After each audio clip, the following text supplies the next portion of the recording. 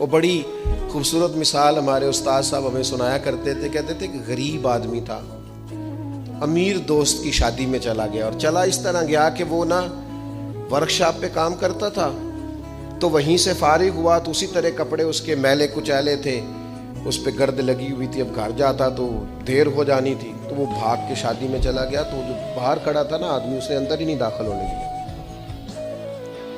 اس نے کہا جناب آپ کدھر آ گئے, یہ تو بڑے امیر رئیس اعظم کی شادی ہے. اس نے بڑی منت کی, بالآخر وہ رو پڑا, یار تیری مہربانی, میرا قریبی دوست ہے, مجھے تھا. اس نے کہا جناب آپ جا ہی نہیں سکتے, حالت تو دیکھیں اپنی. اب وہ دوڑا گیا گھر, تیزی سے کپڑے بدل کے واپس آ گیا.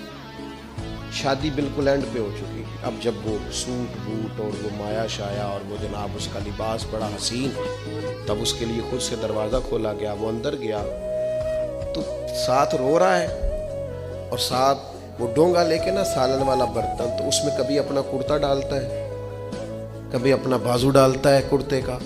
لوگوں نے کہا یہ کیا کر رہے ہو؟ کہنے لگا یہ میری تو دعوت نہیں, یہ تو کپڑوں کی دعوت ہے. اگر میری دعوت ہوتی تو میں تو پہلے بھی آیا تھا, اسی شکل و صورت کے ساتھ آیا, لیکن مجھے اندر گھسنے نہیں دیا. میری غربت نے کیا مجھ کو زمانے میں بدنام, تیری دولت نے تیرے عیب چھپا رکھے. تو یہ تو ان کپڑوں کی دعوت ہے, میرے کپڑے بہترین پہنے ہیں تو مجھے گھسنے دیا ہے, لہذا کپڑے ہی روٹی کھائیں گے.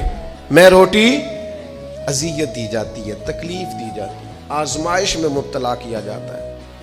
ایسے ایسے کھانوں کے نام لیے جاتے ہیں جو غریبوں کے ہاں پکتے نہیں.